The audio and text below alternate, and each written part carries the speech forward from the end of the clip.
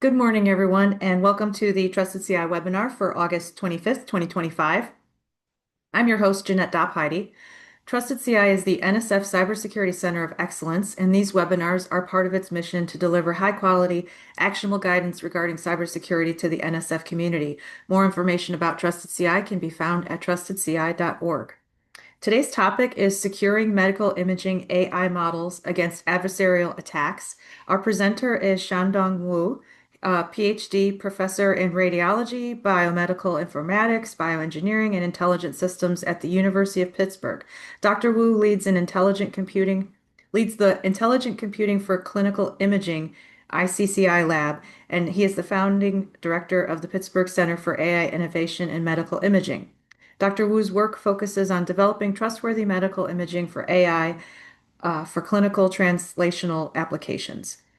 Before we begin, I have a few things to note. First, this presentation is being recorded. Second, um, we are going to take questions at the end, but attendees are welcome to ask questions during the presentation, and then I'll read through them toward the end of the webinar. And with that, I will hand things over to Dr. Wu. Dr. Wu, welcome.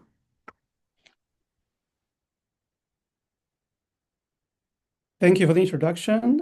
Thank you for the invitation. It's a great pleasure to be here to talk about this important topic, securing medical imaging AI models against adversarial attacks.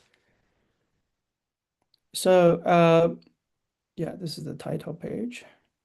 So today we're going to talk about something you may feel people sometimes feel scaring, but it is something important. So as a general disclosure, I'm more in the medical side and trying to explain those things from the medical domains and from the clinical medical healthcare system domains, and try to give you an overview of what we're talking about, what we're looking at, and some of the experiments and the study that we have done to show you the potential risk of cybersecurity issues and adversarial attacks in particular, and also propose and show you a few examples how this can potentially be, potentially to defend such attacks. So as you may be aware, there's many right now AI models are actually being translated and presented in the clinical practice. It's very natural to think about the cybersecurity issue of such models, because previously actually the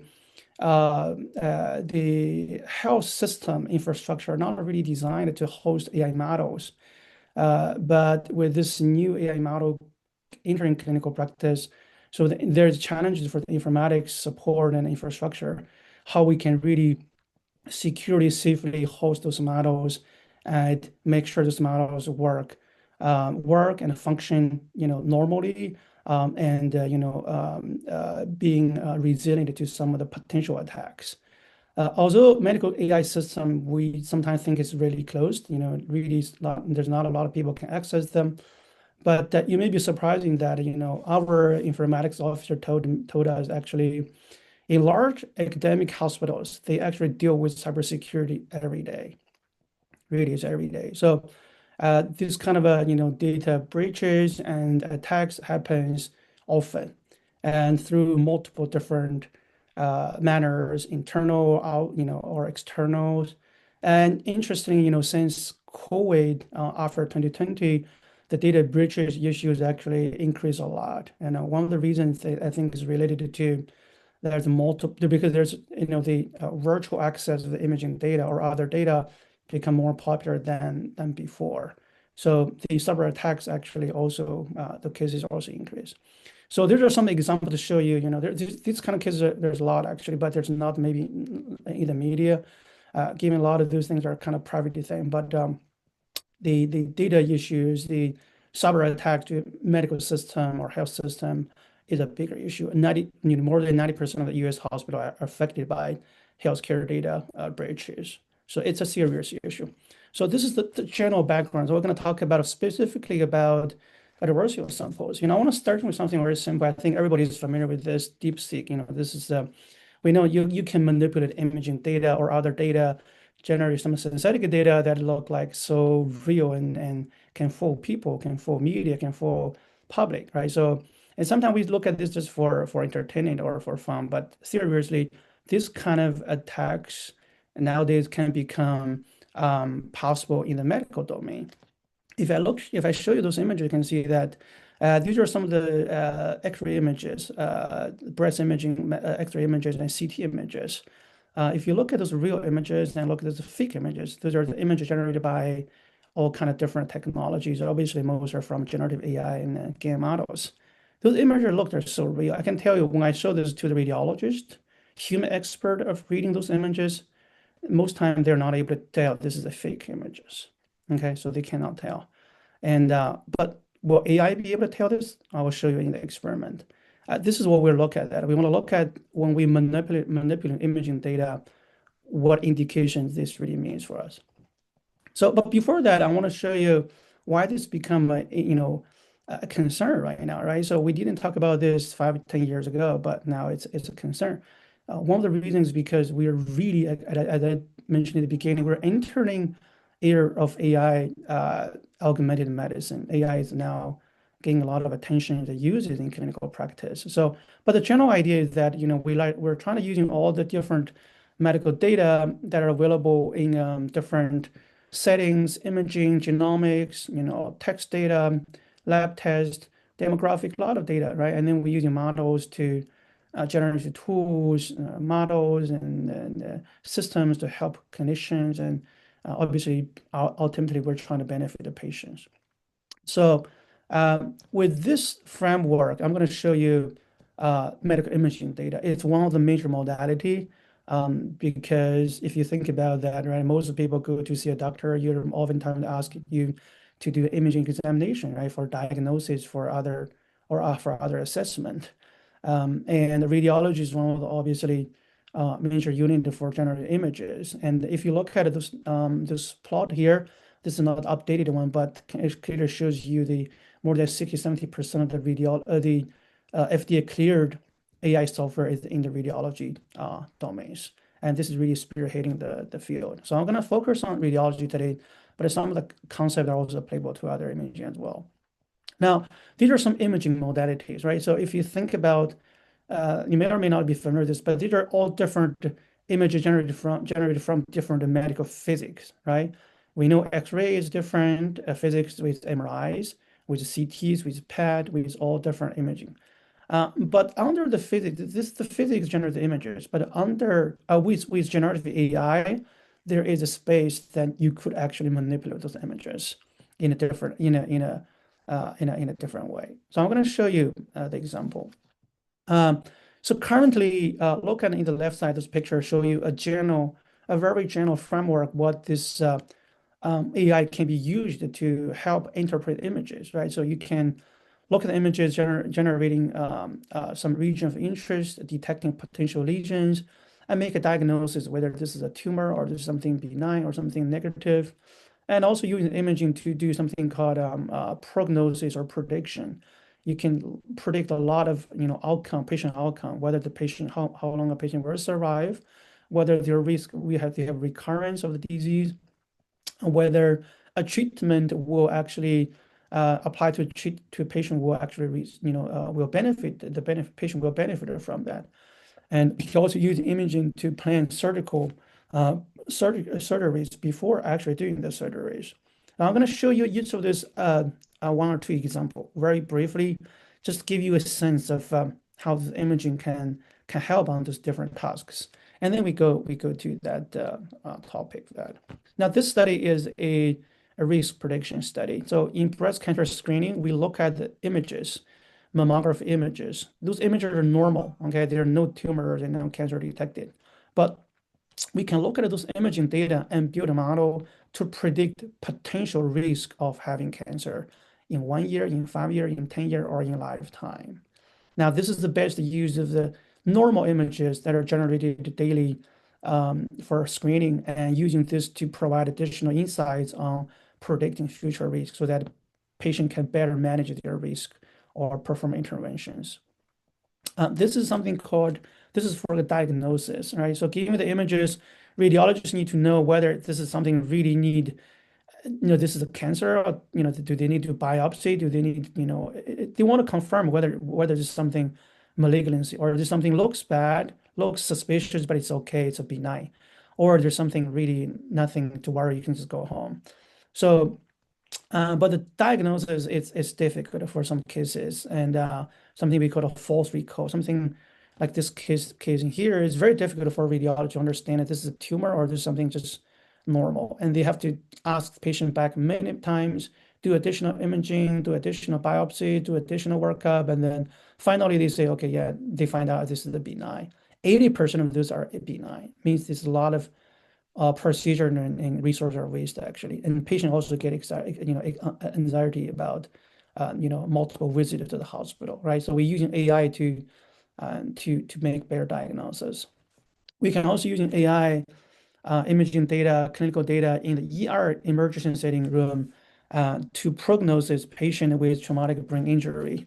Those patients come to the ER, they admitted they may be in coma sometimes because they have brain injuries and the surgeons actually in the ER room they need to make decision quick decision 40 minutes to decide how they're going to treat this patient, based on the clinical protocol. But there's limited data for them to understand or predict will this patient actually wake up. If they're in coma, they don't know whether they're going to wake up. Will this patient have a good potential to recover or not? Will they even survive or not? They don't know that. So, and they sometimes they just have to guess. And we're using clinical data, head CT imaging, and other data to predict this outcome, whether they have basically to predict their recoverability of that. We can also using data, for example, for liver cancer, we're using liver MRI images to look at those imaging feature to predict whether they have microvascular invasion, which is a condition very important for surgeon to know before they actually planning the surgery. Sometimes they have to open the body to see whether there's invasion. But now before they do that, they know that. They know, okay, you are likely to have an invasion, then can better prepare for the surgery, right? So this is for surgery planning using imaging data. This is using imaging data, similar thing to look at another issue called intestinalis. This is something really surgeons really just basically guess, but a lot of time patients have no issues, but they have to open the body to do surgeries. So we're trying to reduce unnecessary surgeries.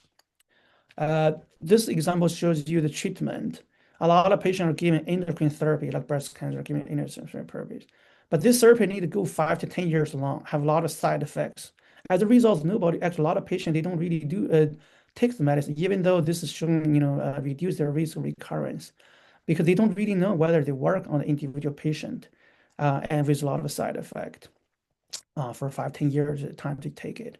So we built a multimodal data AI model to show we can predict potential risks of recurrence, whether the patient basically will benefit from this or not. So that if you know you're benefiting, you can continue to use this medicine, or you can just stop and find alternatives.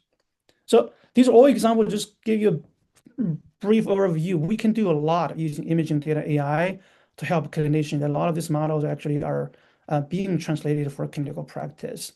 But now let's look at the synthetic data, right? So, and I think, we always use real imaging data, but we know with generative AI, we can generate synthetic data. These are some very important examples to show you. With real images, we can generate synthetic data. If you look at the MRI data, these are CT imaging for dental imaging, MRI, and you can convert it from different modality, from CT to MRI or MRI to CT. You can also generate high field MRI, like 70 images from 3D images. This slide itself is basically one of the big research topic. I don't want to go to details, but just wanted to show you the power of generative AI can really generate a lot of synthetic data. Now, but what about the bad intentions here, right? So you can generate good synthetic data for whatever you want to do, but if you want to generate some data that you have a bad intention to follow this model, that's possible. We already know that deep learning models are vulnerable to adversarial attacks. And this can be, white box attacks or black box attack, depending whether you have access to the model parameters. So think about that. And I'll show you we can do all those different things. But if you think about it, if you have fake images, bad intention with bad intention generate some images and put those images in the AI model, what will happen, right? That can have some serious consequences here. And let's look into this issue here. I'm going to show you some example, some experiment that we did in our study a few years ago. We look at the AI model. We also look at the human reader, how this AI model, how this they can maybe fold under attack of adversarial images. Um, I'm not going to go to detail, but this is how we designed the game model to generate synthetic data. And you can see here, these are some images, real images in the first row, second image are the synthetic images. Here, the arrow shows that we are changing something about the images. If there's a tumor looking tissue, we can try to remove that or add on something to make it look like a tumor. And then we did a study to look at how those changes will affect AI model. So this is real imaging data. Then we again generate synthetic data. These are synthetic data. Again, this is a tumor get removed somehow, and this is negative images adding on something look like a tumor. And then we put it in the AI model, okay, a pre-trained model, and see how this is changing the model behavior before and after using real data and synthetic data. So we have a lot of results in this paper. If you want to go, you can go to look at that. But simple conclusion is that using those GAN-generated adversarial examples, it can lead to 60% of misdiagnosis for breast cancer. Okay, the AI model are basically fooled by this data. And if you look at it here, this data, out of 44 cases correct identified by AI, 42 cases are misclassified.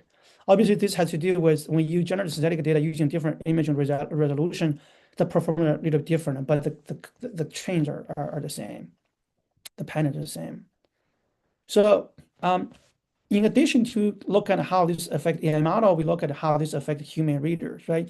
Because the images are read by radiology, they're going to read the images, right? If they find the images are very obvious, there's something like this is something the fake images, then we're still safe because they will identify that. But are we able to see that? So we did a protocol, we designed a protocol to look at how radiologists will look at these images. We also actually have a training to them before after and see how they can do better or not. Look at this. A lot of numbers here, but again, simple conclusion is we have 5 experienced breast imaging radiologists. They're human experts. They are able to visually identify 29 to 70% of the fake images. It's a wide range here. Some has more experience, some less experience, but this number is very concerning, meaning that they have a lot of images, they cannot identify them, right? So even after the training intervention, we tell them this is a fake images, try to tell them how they look like between the real and fake image, they're still not able to tell the difference when in the testing. So this is concerning, obviously, right? Now, this is not only applicable to breast imaging. There's another study look at the CT images for lung cancers, and they did a similar thing. And they also have a lot of results, but this result basically shows when you apply this adversarial sample to the AI model, to the readers, the attacking rate is so high, as you can see, it's very all, almost like 100% or 90%. It's basically they can fool human, can fool AI model. Okay. And this is how they design their model. Obviously, it's very complicated, but how they design their model. You can design different model, generate different synthetic data, and then maybe the performance may vary a little bit. But again, shows the concept. You can change the images. Now, okay, I'll show you some example, but let's think about this. Why this can happen, where this can happen, right? So if you look at the, obviously there's no time to go to details, but if you think about it, the whole, again, as I said, the whole health system, they're designed really not, is a pre-AI time, right? So they were designed just to save the medical data and digital data, and there's a different ways you can basically, infiltrate the system. Basically, if you think about imaging data can be acquired from the vendor, need to be transferred, right? Need to be stored somewhere and then get access by AI or by human. There's a lot of workflows actually, the data is moving within the systems. And with all those moving workflows, if you can access the data, which could happen as I showed in the beginning, your data can breakage. People can hack your system to get your data. And then things will can happen here, right? So, but then why people want to do this, right? So people say, why I want to do this? There's reasons of this, right? So if you look at this table that is summarized in this paper, it very nicely shows you from all different motivations from, ransomware, monetary, to political or any other multiple different potential motivations on that. I could have serious consequences. So in this paper published in Science, they basically also shown similar thing. Just can if you want to bad intentionally to cause misdiagnosis or insurance fraud because if you want to changing their diagnosis results or you just want to get some ransomware. This is one of the most common attacks because a lot of hospitals actually pay ransomware in order to make their data back to work. And obviously there could be motivation to manipulate your data for clinical trials and for regulatory approvals or all kind of things. There could be bad thing could happen here. But now let's think about how we defend that, right? How do we try to avoid this? There's many different ways. I'm not going to go to comprehensive data review, but the first thing is how do we present this? We want to really secure the data, right? If your data really is a code loop, but nobody can really access your data, then obviously your data is safe. But unfortunately, this is not the case sometimes, and could happen. You can try to predict the data, protect data with digital signatures, watermarks. These are could helpful. And there are also quite a lot of machine learning based approaches. You can try to detect these adversarial noises, abnormal detection approaches, adversarial chaining. Basically, you train the model with pre-generated adversarial sum to tell them what are the adversarial sample so that AI model will know this. And there's a lot of more sophisticated algorithms in some of the machine learning literature that I see them, but most of them are not really a pretty general method, not really customized for medical domains. Obviously, we can also have humans to examine it, right? But unfortunately, as I said, showed human can fail to do this, and this will be very tedious if you tell them to know whether there's that. So I'm going to show you some example about adversarial training. So we have done some work. These are just some example, not by no means the comprehensive ways, and there's a lot of actually challenges on this. I'm going to show you some example of how we do adversarial training on this. So basically, if you get a standard imaging data, so you can do different ways. Again, you can do black or white box or even gray box attacking. I think one important thing here is that really to make sure, at least in our approach, we're trying to make sure the model is aware of some of the adversarial data, and we develop something called ARFL. And also a later, there's two different approaches. We're going to focus on the ARFL and another approach to show you how this works. So adversarial training is one of the approaches to defense adversarial attacks. By meaning, it's basically by definition, this is basically you just train your model with those pre-generated adversarial samples. All right. So, but this approach has some limitations. It depending on how you generate adversarial samples, it actually can have pretty serious label leakage issues. And we have showed this in one of the clinical abstract. Well, I'm not going to show you here today due to the time limit, but there's an issue with this. So how do we generate good adversarial training samples actually is also a challenge. Another challenge that we're trying to address here is that the performance of this model trained by adversarial samples, they actually performance will be degraded when you test back on the standard data. So meaning that you're trying to tell them how to distinguish the adversarial samples, but they forgot or perform. They're not able to perform as well for the standard original data, the good data. That's not what we want, right? You wanted them to be able to maintain the accuracy on both original good data and then obviously able to tell some bad data. But this is one of the challenges also, and I think there's not a lot of work try to adjust. They're trying to build a model knows this bad samples, but that's not really going to be useful clinically because if you're not really actually if you sacrifice your performance on the standard data, then this model will not be useful. So one of my students developed something called adversarial robust feature learning, a very simple idea. So we're trying to basically maintain the performance on both data set. You have standard data, you have adversarial data, and we wanted to learn the feature that are basically common, not the feature just because biased or specific to a specific data set, either the standard or the adversarial data. And the filter is so-called non-robust feature, which is basically biased features. So then the features that are left out are assumed to be the feature are robust on both data set, on both samples, good data and bad data.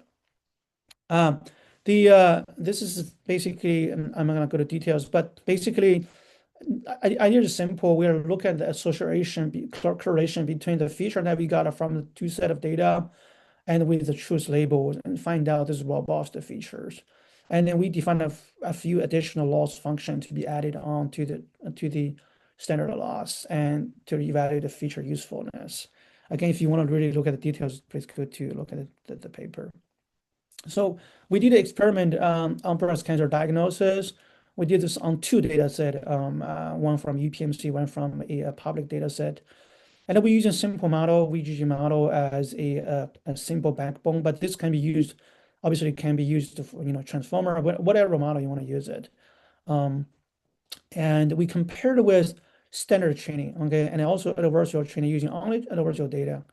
We also compared it we also examined the dual adversarial training, which is using the standard data and adversarial data using 1-to-1 ratio data to train them, and several other related work.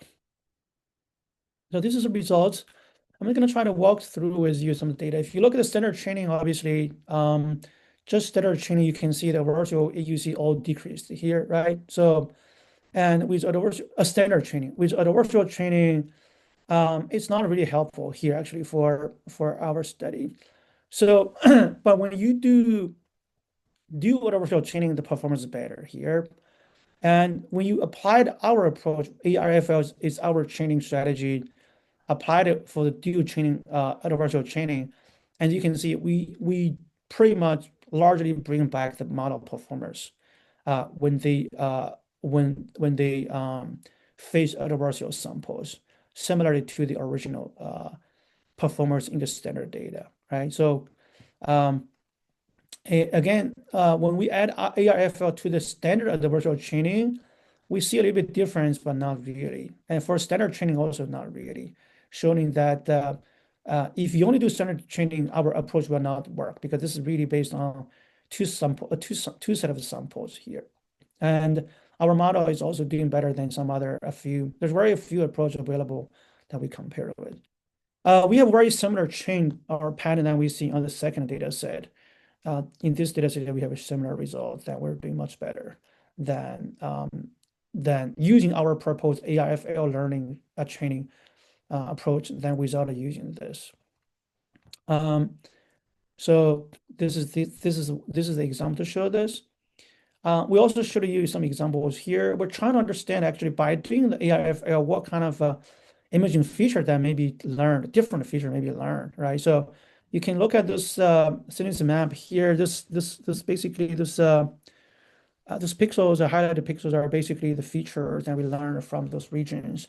You do can see with ARFL, we can try to learn some better features. We can't really actually understand those features in a very deep level, but we do think they can learn some feature more contrastive compared with tissues, and those features are more maybe generalizable across the standard data and adversarial data to show that.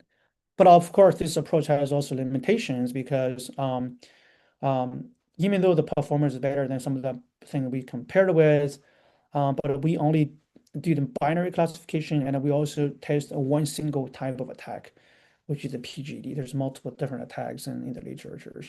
PGD obviously is one of the pretty popular attacking approach.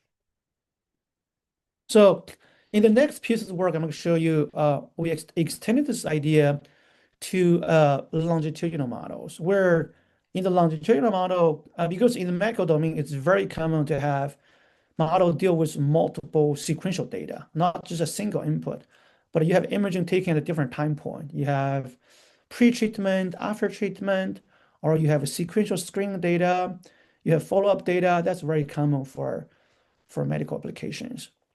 So in this model, we you don't have to kind of care much about the model itself, but in this model, the targeted model, so-called targeted model, we are dealing with a current images and a prior images, a sequential temporary data.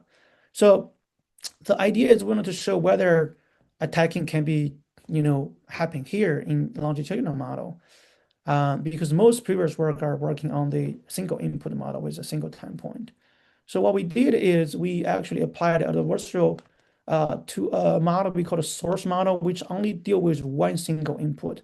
This kind of model is popular. There's actually a lot of model public available, meaning that if you can access this model, you can use this model to generate adversarial samples and to apply attacks. You do not have to build your own model. Um, that's kind of the point of this study because there's a source model available with single data, a single input, but they can be used for malicious intentions for attacking the longitudinal model. So specifically, again, go to the detail for the paper. Specifically, we followed something called attack transferring to perform the attacks.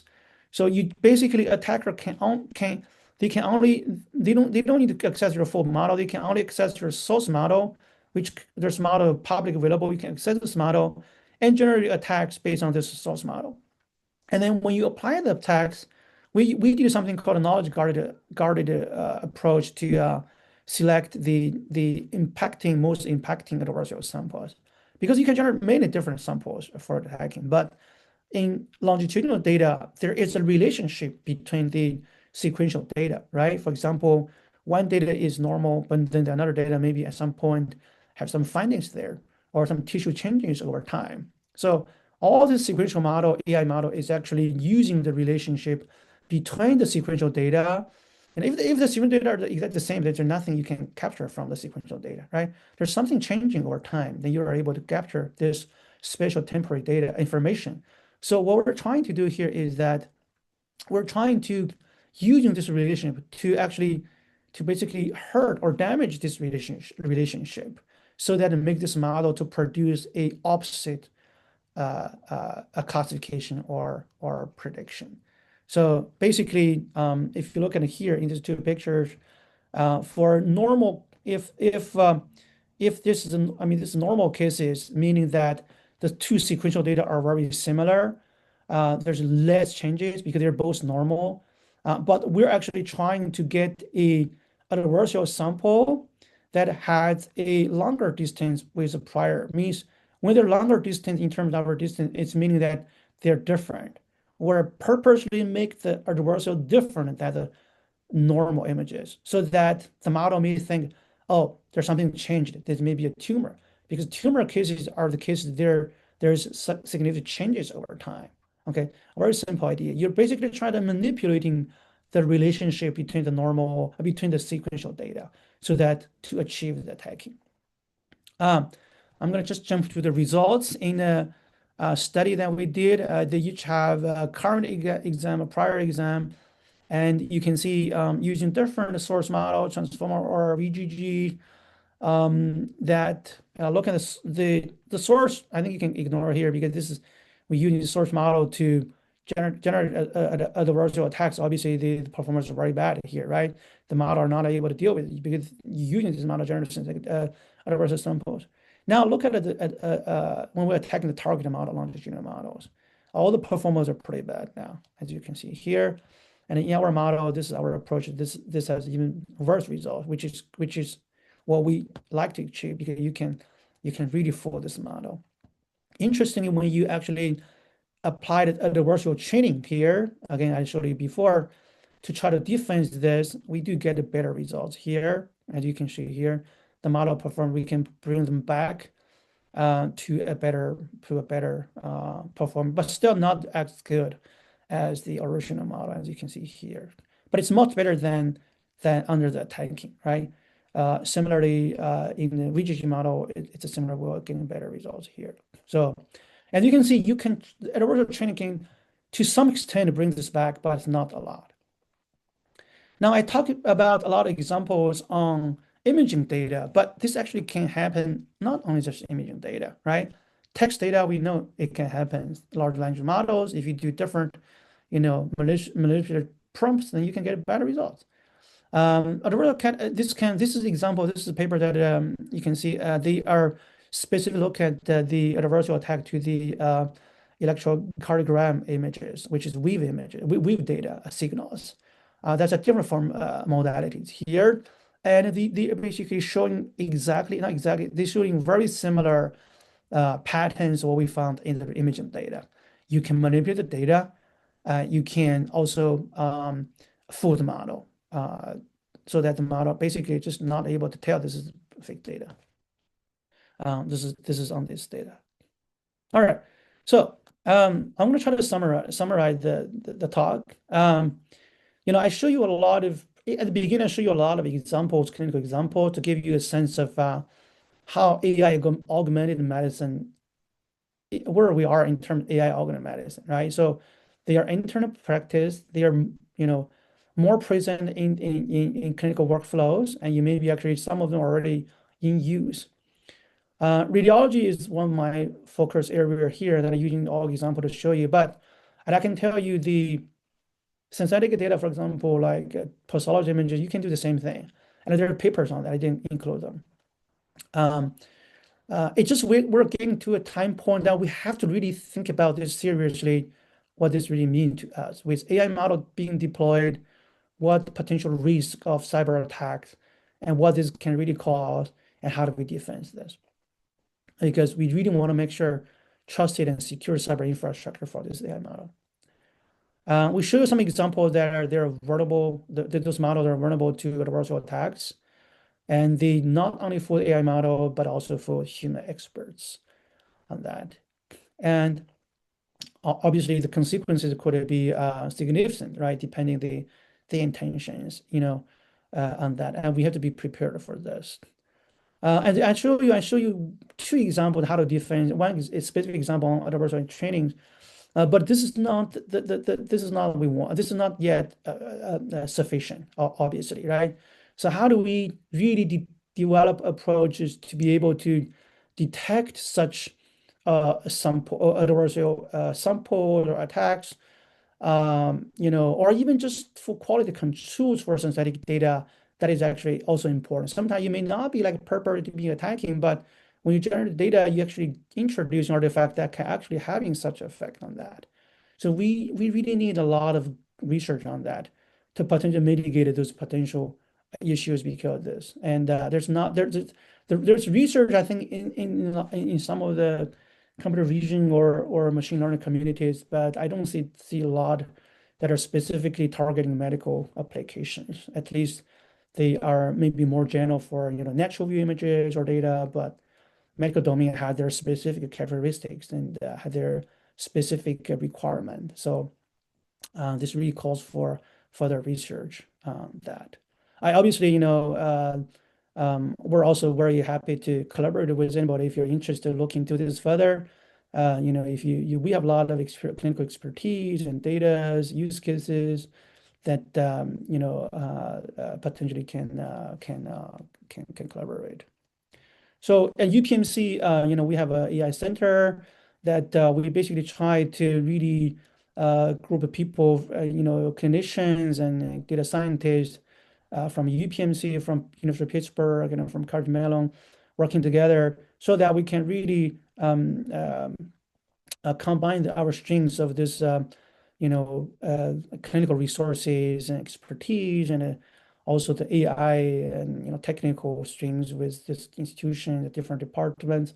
The good thing is of the center is that we have a lot of clinicians. I mean, maybe 40% of clinicians. They have their own, insights and interest on AIs. This is because AI is becoming part of their the tools for them to use in their practice, right? So, this obviously is one of the important issue especially for imaging informatics and health system cyber infrastructure. Yeah, so I would like to stop here. Thank my lab and my students and a lot of clinical collaborators and the funding agencies. And we do have this highlighted one is one of the NSF grant we got specifically support us to study the the research that I present today for adversarial attacks for medical imaging data. Yeah, so I will stop here. Thank you very much for your attention. Happy to take any questions. Thank you. I'm going to go ahead and grab the screen back so I can show some community updates and let people type questions if they have any. So Mhm. first, our next webinar is Monday, September 22nd at 10 a.m. Central. The topic is practical systematic fuzz testing for securing scientific software. Our presenter is Stefan Nagy, and that again, that's systematic fuzzing. Apologies. Um, if any of you are interested in software testing, please join us for that webinar Monday, September 22nd. Other topics, or pardon me, other things I wanted to note. Our Trusted CI Cybersecurity Summit is October 20th through 24th. Registration is open. If you have not made your travel plans yet, please consider joining us at the summit. We would love to have you. We've got, if you go to our summit page, trustedci.org/summit, you can see links to the agenda, um, hotel accommodations, registration page, all that stuff is there. So please check it out. And then if you want to present for us, you can contact me at trustedci.org/webinars. And I just want to pull up the chat real quick. So I wanted to thank you again, Dr. Wu, for presenting. Did you have any last comments or anything you wanted to say to the audience? No, I think we already, I already explained this. I hope this is helpful, at least to present to the audience a different perspective. A lot of people maybe not, I don't know if this audience maybe, but I don't know how much they're in this side of the medical side here, but there's just a lot of things going on. This become one of the issues that we have to consider, deal with. And obviously, this had to do a lot of with imaging data, but when we come to the multimodal learning now, other modality have the similar issues. So it just something that we're to consider and getting prepared, not wait until things happen, and disaster happened. So uh, yeah, that's that. I just also want to comment that you maybe see some other attendee with my name there. I think that's my students because I share my link to them. So that's not some other people, but I think maybe that's my students. Yeah.